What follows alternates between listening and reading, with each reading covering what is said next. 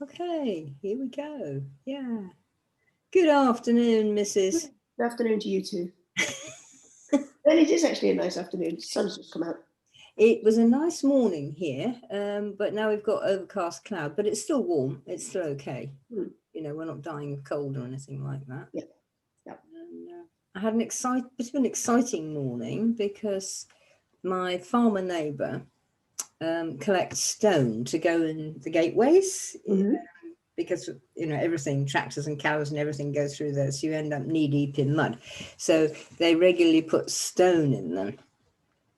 Whoever built this house built it in a quarry. I have never seen so much stone in my life. Every fork comes out with a piece about that big at least, and often brick size or more. So I've been collecting them, and he says, I want them. So I said, bring me a bucket. So he brought me one of those huge, great buckets they stick on the front of a tractor. Oh, yeah, yeah. And he came around this morning and tap, tap, tap on the door. He said, hi, John. He said, I got the bucket. Where do you want it then? So we went out there, and he's so sweet. He to put it so that I could really tip a barrow load of stones in it, he had to back the tractor up and then put it in, put it down, and then put a stone under the front lip of the bucket so that I could tip. Yeah. And he did all that just like that. It was amazing. So, I expect he's done the job before. I get this feeling, since he's about my age, I imagine he's been doing it for a hell of a long time. Yeah, I was thinking propping the bucket out up to throw stones into. Yes, probably. Yeah. Oh, I'm sure they did that. Yeah, and going for rides in the bucket. Yeah, yeah. Used to be a story that that's come down through folklore, that deep down under the ground there are mother stones who keep breeding little baby stones who work their way up, and that's why you can never get all the stones out of your soil. I think it's true. Yeah. Looking at your face, I think definitely. I mean, I think I've even met several of the mother stones.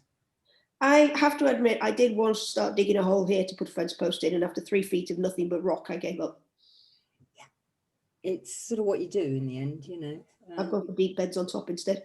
You sort of replan the garden. If I can't find the soil under the rocks, I'll put it on top.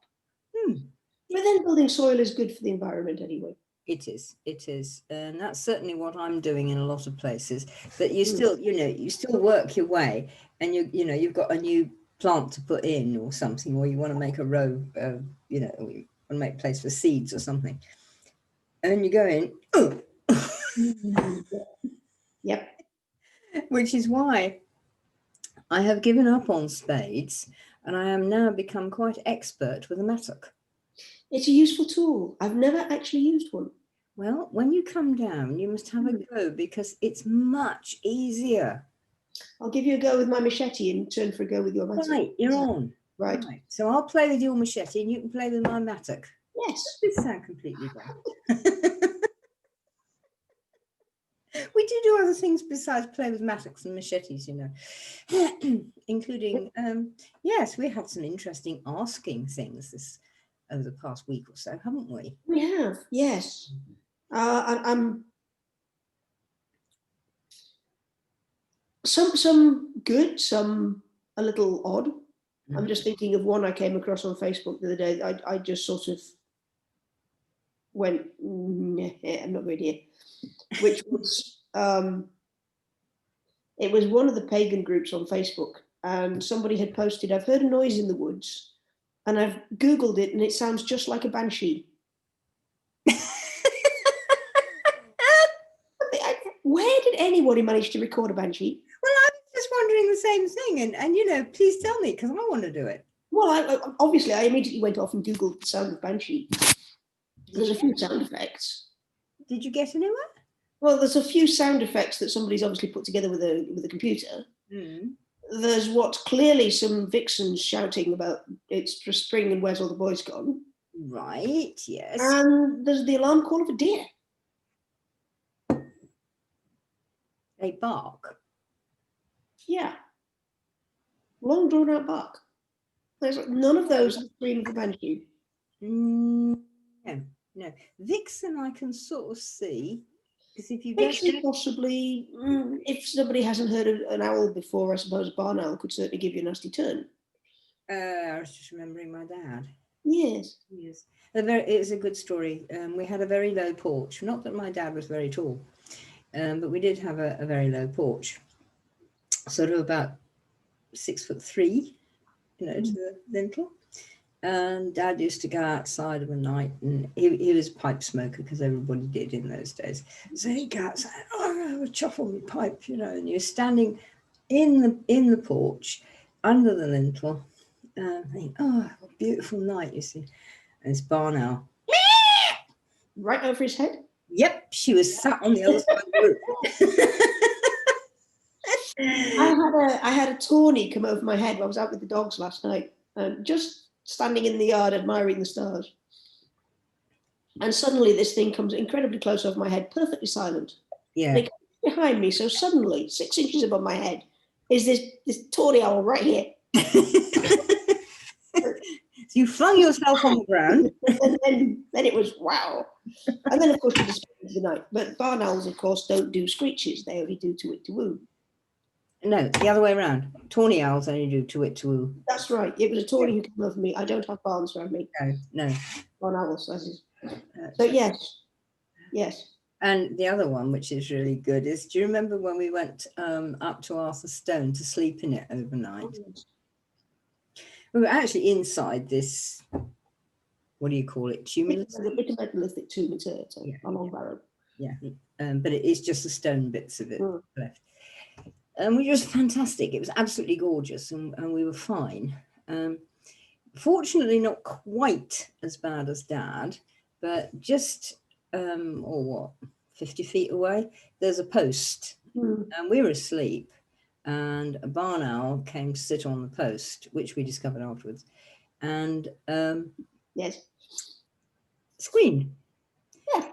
And the barrow, the inside of the barrow is about 3, maybe 4 foot high in places. It might be. Possibly. Certainly, you can kneel under there without having to worry about your head too much at the top. Yes, at one end, but not the other end. Not the other end. The other end, well, the other end you end up. You just get your feet down there. But but we both sat up. Yes. Fortunately, we're both quite short.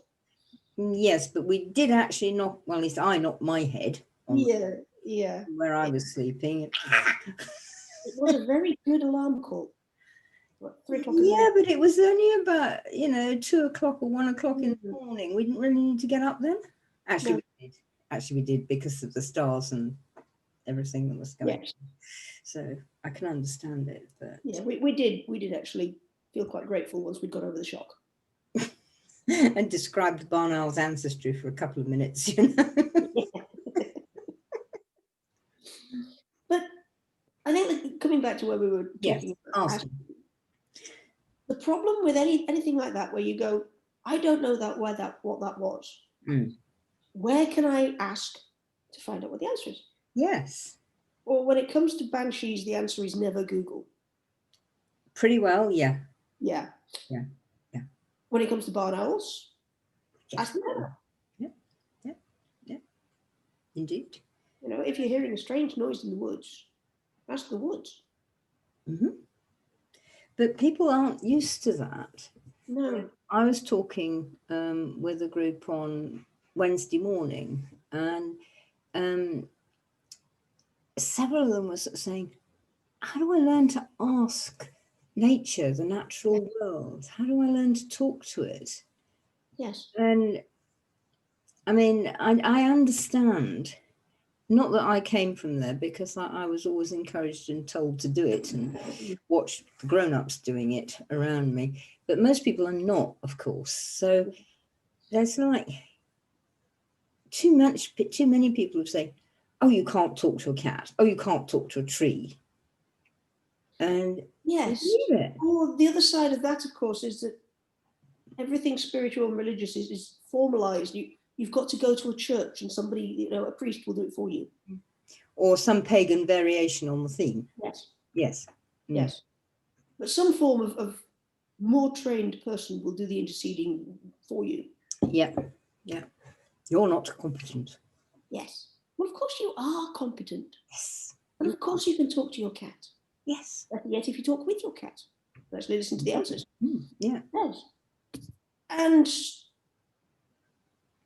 to be honest, that the way I talk to trees and cats is exactly the way I talk to the gods. Mm-hmm. It's quite like how you talk to me too. Yes. It's not that different from talking to a person.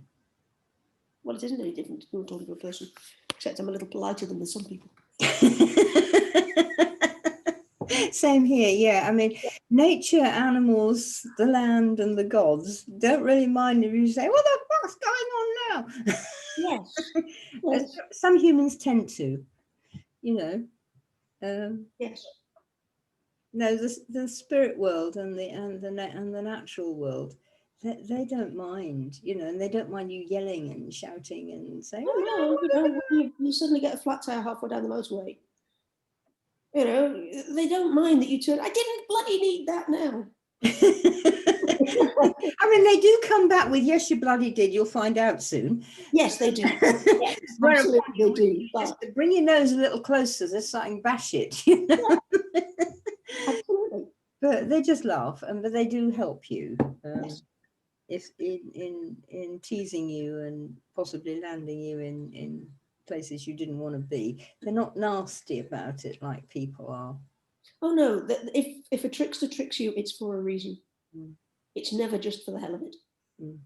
And they won't let you die there, and they won't stand there snigger. Well, not much. They won't leave you in the lurch. Whereas they may laugh with you, but they won't laugh at you. Mm. Yes. Yeah. And if they see you're thoroughly miserable and upset, you know, oh, come on. You know. Oh yeah. And it's sort of all right. So yeah. I had a funny one on the weekend. Lovely person. They went up this fantastic walk, which is up this valley, up to this glorious high spot where you can see for 30, 40 miles. And it was a day when you could. And then come down again in this other lovely valley. And going up first thing is, he said going down the valley was really marvelous and fantastic, and he'd never seen anything so beautiful in his life and all this sort of thing. And he'd stopped and asked all sorts of beings and had all sorts of fun experiences and great time. So I said, well, what about on the upside? And he said, well, it was quite a steep slope, which it is. Quite a steep slope. So, you know, I was really using all my muscles and getting up there. He's got plenty, so it's fine.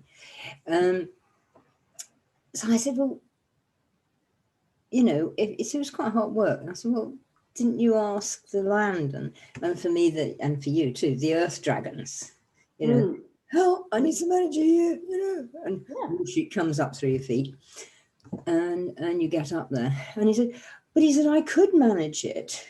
I didn't need to ask for energy. Isn't it frivolous to ask? Yes, we do hear that. No, it's not. Not the first time. It's not frivolous at all.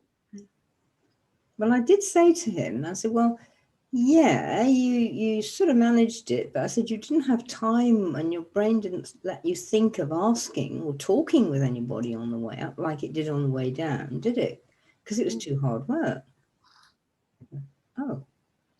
And I thought, well, if you had, I mean, at least you'd have been talking to them. Yes. And you weren't talking to them because you were trudging up the hill. Determined to do it yourself. Yes. And being told that that's what you should do. Yes. That it was frivolous and unnecessary and that you were upsetting otherworld to ask them to help you climb when you're a fit sort of 40-something man. Yes. It's not as if they're ever too busy.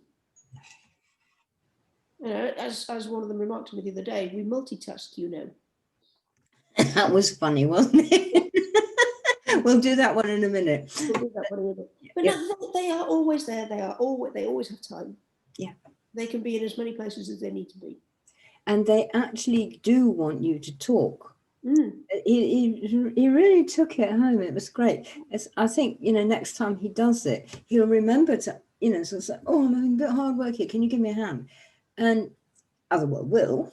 Mm. And also they'll enable him to stop and pause and look at things and notice a face in the branches, or, Yes. a Or particular. talk to some bird that's sitting in the bush. Exactly. Or whatever. Yeah, whatever it is, and or just realise that there's an otherworldly being beside him. Yeah. Because he was so struggling, he didn't realise that. And I think it was one of his best mate guides was actually there. So it's, well, he's not asking me, calling about it. Yes. You do reach a point in this training where you do actually have to ask, because you're not treated as an infant to be helped all the time. Yeah. Yeah. You are treated as a junior colleague who actually needs to go, I can't do this, help. And then the floodgates open and the help arrives. Yeah. Yeah. But they won't interfere with you until you ask. See, that is, I think, something people have trouble getting their heads around. Well, they're not very much trained to do it or encouraged, are they? No, and there is also this culture that we have, a human culture of, well, this is for your own good. We know what you should do. And you step in and you tell people what to do. But the world doesn't work like that. No, they don't. No. They never tell you what to do. They might tell you it might not be the best thing to do if you really want to achieve that. But if you insist on going ahead and doing it, they won't stop you. No. They might stand around with a life belt, if they thought, I'm not quite sure she's going to manage this or something. But they won't actually throw it until you help. Yes. Yes. And then they do, and then it's all in there. But no, we had this conversation over the weekend with people, didn't we? That it's supposed to be hard work and you're not supposed to be joyful and enjoying it. Oh, how wrong they are. Well, they realised that after what had happened to them that day, but which was fantastic. It should, if it's that hard work and you're not having fun, you shouldn't be doing it. Well, or you're doing it wrong. Hard work, you're probably doing it wrong. Yeah. And you want to, excuse me, this is really hard. Am I doing it right? Am I even doing the right thing? The learning to ask the right questions at the right time is quite an art form. Oh, we're still about it. And we've been doing it for ages, but it's still like, it's all right, it's my teapot. Yeah. There is this tendency when you first start out, you're like, you need to do this. Right, I'm off, I'll do it. And in fact, the young troll of my acquaintance used to get into a lot of trouble that way. I can do that. Oh, yeah. I remember him. In fact, hang on just a minute. And I think we might be able to see him. If you hang on. I shall hang on. I will see if I can find him, because I'm sure I said, there he is. Now, does that remind you of anybody? Oh, yes. Billy Trout. Yes. Billy Trout. Yes. Yes. So sweet. Yeah. So, when I first met Billy, he was a very young and naive troll, indeed. And so he doesn't look that much older there. No, I think we found this photo not long after. I think we did. But no, his main problem at the time was very much I can do that, and charge straight in without stopping to go, right, how do I do this? What's the best way of doing this? Should I be doing this? I don't think those things had even occurred to him. I remember him as being, do you remember, 20 or 30 years ago, I can do that job. I can do that job. Oh, yes. And he really was. He really was. And he absolutely believed he could, and he absolutely tried hard. He did. Absolutely cocked it up every time, but never mind. He was sweet, and he was very, he still is, because I know. Now, where would he lived? Where did he live? Oh, I first came across him on Exmoor. As far as I'm aware, he's still there. He was near the Colbone Stone. Oh. He was on the north edge of Exmoor. Oh, yes. Yes. He may by now have graduated to living under a little bridge somewhere on the moor with a few sheep to talk to. You never know. This is the thing about trolls. They do like bridges. Well, about places in general. Yes, but they do tend to. They're very good tricksters with bridges. We have They are. done. You this. can almost guarantee that if you come across a tricky bridge, it will be a troll. Yes. And it's always worth checking before you walk across a bridge. Always. Yes. I mean, I banged the bridge Absolutely. 3 times with my staff, which I find very helpful. And then you sort of hang on a minute, and then, all right, okay, I can go. Oh no, okay, I better hang about a bit, which we've had a couple of times. So it's not always go just because you bang the bridge 3 times. No, you have to ask. May I come across? And usually the answer is yes, and sometimes it's maybe, and sometimes it's no. And if it's no, don't push it. No. If it's maybe, there's bargaining involved. Yeah. I do remember a student who cheerfully threw me to a troll one time as a bargaining chip. I remember that too. Yes. It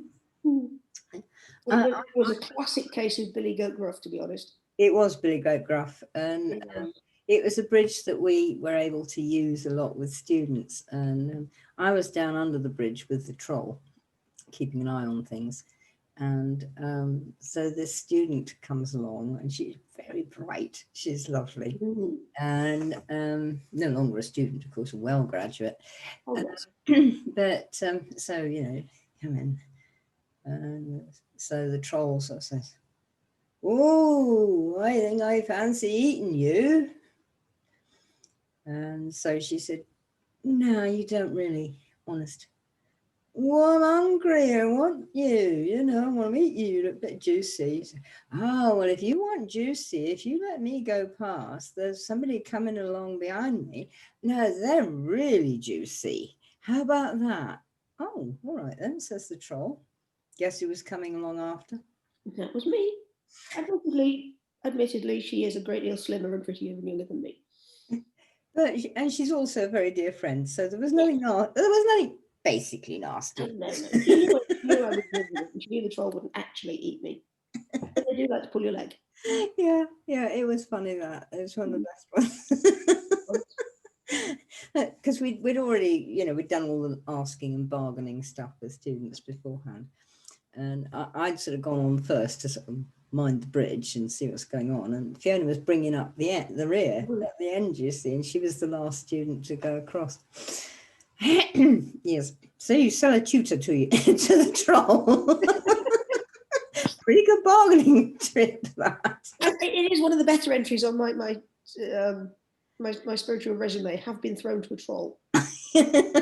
Offered to. You weren't actually thrown. You were just offered to the troll. Certainly offered to a troll. It did make it rather harder because, of course, when we're doing this affects us as well, doesn't it? Yeah. We have to ask to get across each time. So here was Fiona coming along, and the trolls sort of, they're going, "Oh, yummy, yummy, I can have that one. That's all right. It's very toothsome." Fiona had to. She walking innocently up to this bridge and having to deal with the troll who's been told I'm a good mouthful. Oh, shit. I don't remember what it was I brought him off with, but there was something. I can't remember. Oh, it was something shiny. It could have been. I usually have an emergency flask of mead in my pocket for occasions like this. That's what it was. Yes. And I'm afraid the mead had to go in the stream. Well, that's better than me and the troll, I have to say. Yeah, it was. Yeah.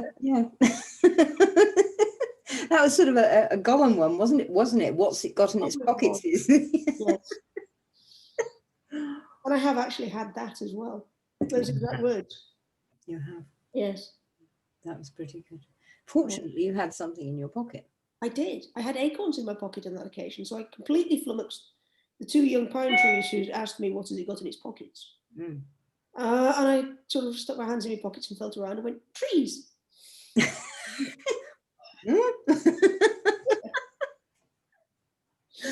Oh, it was. I had a couple of acorns for them. Yeah. Yes, but this is really what your interactions with Otherworld are about. They're about asking and listening. Yeah. and making sure that everything is still awake and aware in there and firing.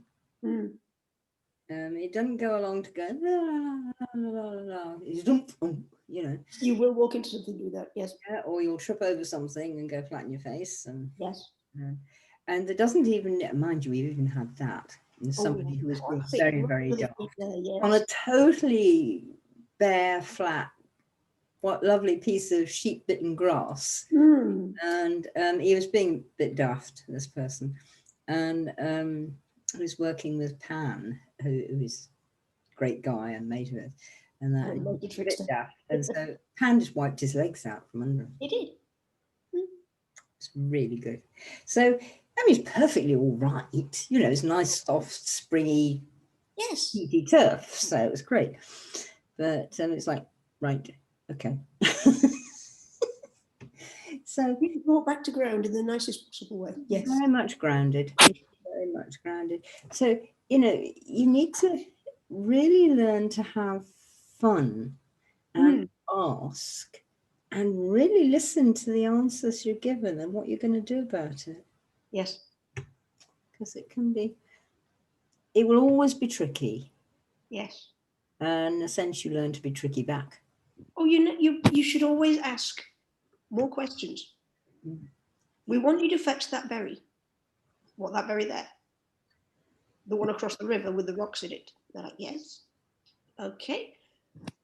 Why? Because. Now, why is never a good question to ask. No, it isn't. It's always the first one we default to, isn't it? Yeah. So after a few repetitions, if you can't be serious, are you having me on? We usually come down to, right, well, what's the best way for me to reach it from here? Or even before you get there is, well, if I bring you that berry, what are you going to do with it? Yes. You know, so you can sort of start off and they might say nothing, it's just to see you fall in the river. That does happen sometimes. It does, yes. Yes. We have been there too. Or they may say, well, we want you to plant it over here so that we'll have one each side of the river. Yeah. In which case, okay, I'll bring you a berry and I'll plant it over there. So there we go. What's the best way across this river? From here. Just a little thing, dear. Can you look at your sound? My sound. That's better. My sound should be okay. Yeah, that's better. No. You've disappeared mildly for a moment. I apologise for that. That's quite all right. That's fine. Now, what I was thinking was I was remembering Billy Trow again. Now, I remember Billy Trow. He actually went and worked for somebody else, didn't he? Oh, yes. Yes. Quite a long way away from Exmoor. Oh, he went right up north, yes. He did? There's a few places. I don't know if you can call them places. I suppose places is as good a human word as any. But they're places where those of a not human persuasion tend to gather for a pint of an evening. Yeah. Yeah. I know Gwydion's favourite is the Shapeshifters Arms. Well, it is, yes. Well, we'll get to there in a minute. Where was it Billy went? Up north is the Wolfshead Inn. Yes. And that's where Billy went. I have actually visited there. It was very pleasant. Yes. It's an interesting place. It's the kind of place where you ask the baby dragon in the kitchen if she minds lighting the fire for you. Things like that. Yep, things like that. Yes. I really went and helped there for a while. Yeah.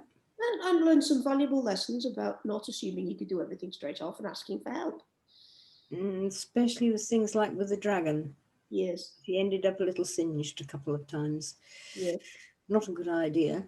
And what was the landlord's name there? Jimson. Now Jimson's quite an interesting name, isn't it? Well, it is, yes. And how far back, who knows? But somewhere at the root of that was a chap called James who had a son. Indeed. And it's also, if I remember rightly, it's a name that's often given to wizards, isn't it? It could well be, yes. Could well be, yeah. And it runs along the same lines as many other very old names like Robinson. Yeah. You mentioned the Shapeshifters. I did mention the Shapeshifters. Well, we can actually see the Shapeshifters. I think you all like the Shapeshifters. Let me just find the picture for you. Oh, I've just seen somebody else we've got to share in a minute. There you go. That's the Shapeshifters' arms, folks. Yes. And isn't it gorgeous? Yes. I've actually, is my pointer working? It is working. I've actually slept in that room. This place does actually exist. It really does. And I've actually slept in that room. And that room looks directly up to Dunkery Beacon on Exmoor. But it's a very magical house, and you can see all the different shapes and chimneys and doors, balconies and windows, and that's the main bar in there. It's a house with a history, that one. Oh, very, very much. And this is where, and it lives in two worlds, because it is a place on Exmoor, but it's also the pub where a lot of otherworldly beings go after a day with the people they're supposed to be teaching and training, say, oh my God, I need a pint. Yeah. And, and so they do. Now, can I move on with this at all? Now, there is a view from inside the bar. Yes. That's the main bar. And in the Shapeshifters, if you're sitting behind here, you'll be looking out there. That view. Yes. What a mountain. Eh? It's a bit bigger than Dunkery, but that's what they've got there. And it's a very pleasant, snuggy sort of place. I think that's the main bar. But that's another view of it, looking down to the side. But that's still the window that you've got there. Sitting by the window with your left elbow on the window ledge. Yep. There's your view. Yes. There you go. Yeah, you got it.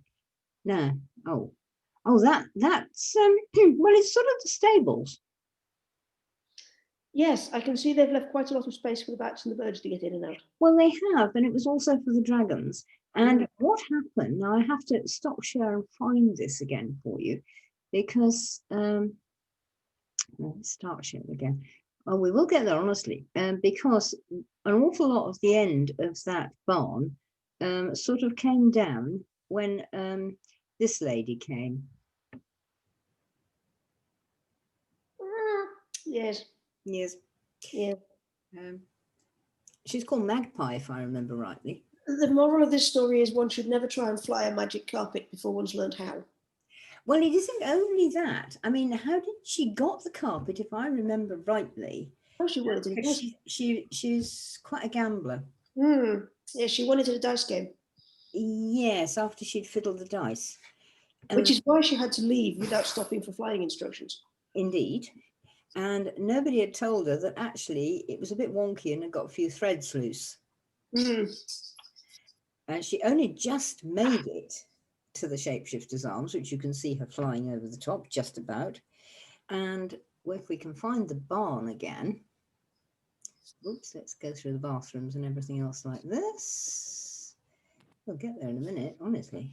And it's there, honestly, it really is. Somewhere in here. Yeah, somewhere in here. It's a marvelous photo, it's all the same. There are, actually. I'm just going to stop share and find it again because I think it's disappeared somewhere. Anyway, there she was on her carpet, you see. Oh, there it is. And come on. And I can only say, if you've never tried to fly a wonky flying carpet and land it, you've no idea how fiendishly difficult it is. No. So, I mean, she sort of came whizzing in and she was aiming for down here. She actually went through there, and you can see she took some of the roof with her and startled one hell of a lot of rooks. Yeah. And then, of course, landed in a horse trough. Indeed. And so the horse trough was full of water, and so the carpets went and fizzled everywhere. And fortunately, if I remember rightly, somebody was there who could actually sort of mend it a bit. Well, there's usually somebody in either the Shapeshifters or the Wolfshead who knows how to fix things. Yeah. Even things like wonky flying carpets. Yeah. Yes. And it all became quite an amusing adventure.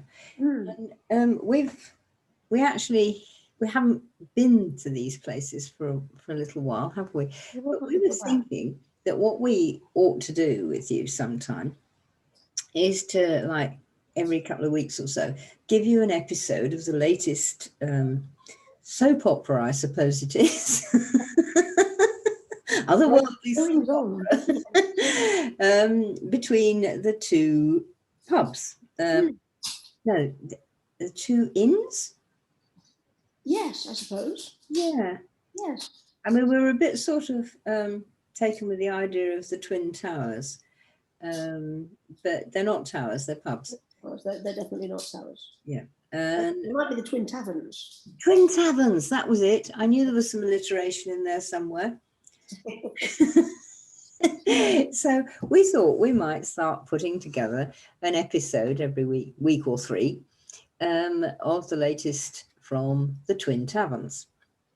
So we probably will be doing this. In fact, there's any probably about it, is there? Yes. Yeah, I think we will have to. We'll be doing it. And so we will tell you a story every now and again, but we'll warn you when it's going to come up. And anyway, it'll be recorded, so you can get it again. But the stories there are so much about asking and listening and hearing properly. Yes. And what happens if you don't, and sometimes what happens even if you do.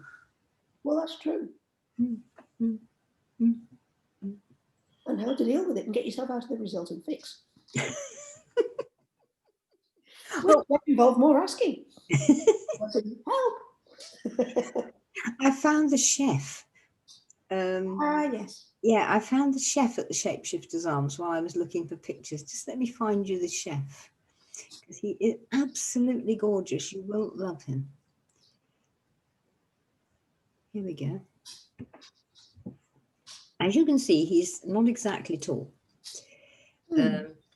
but he's a very good chef, and he knows how to work with all the kitchen, you notice, all the kitchen implements and the various ovens and stoves and hobs and spits and such like things that are in the kitchen at the Shapeshifters.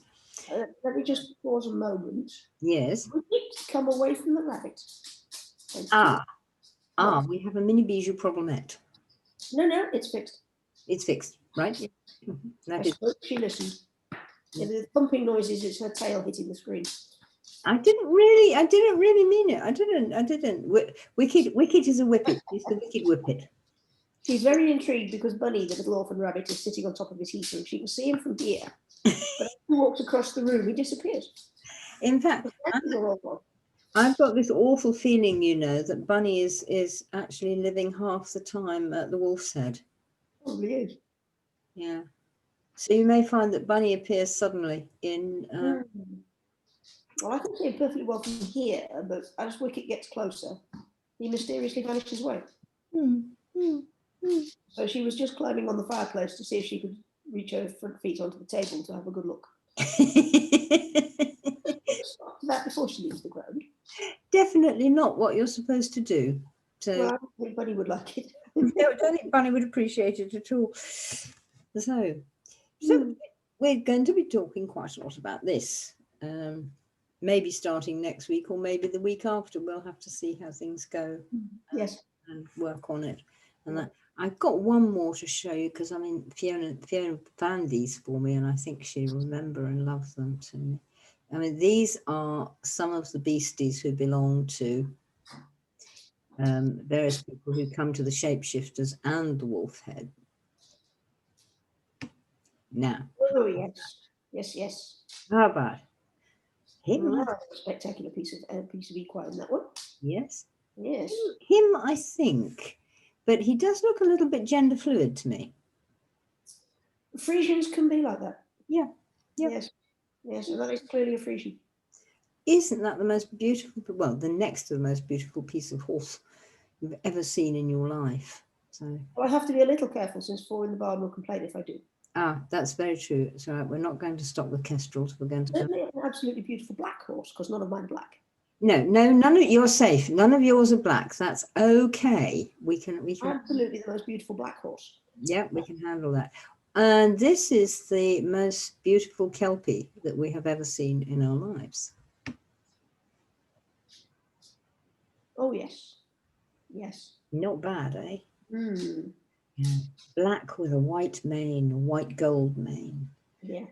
And if you want to look that up, the colour really does exist, and it's called silver dapple. yep. And there are some. I'm not sure about the dapple myself, but yeah. Yes. It often does come with a dapple coat. Which I can sort of see the beginnings of, well, dapple in a different light down here. Yes. So possibly. But they both visit the Arms and the Wolfshead with their people. I say that advisedly. It's their people. They are not the people's horse. Yes. And that's quite important. So we're going to be talking about things like that. Or the stories are going to be telling us about things like that and how they manage it. And little Billy Trow, I'm sure, will turn up. Oh, he'll turn up. And he'll be delighted to do that, whatever that is. He might be slightly more about what will happen if I do. Well, we may have got as far as, well, I think I can do that. Yes, let's not hold our breath. I'm sure he's going to get overexcited and rush in and do things, and so that's going to be fine. So yeah. So people, learn asking. Yes. Get on it and have a go. It'll be fun. I never think you're not good enough to ask Otherworld anything.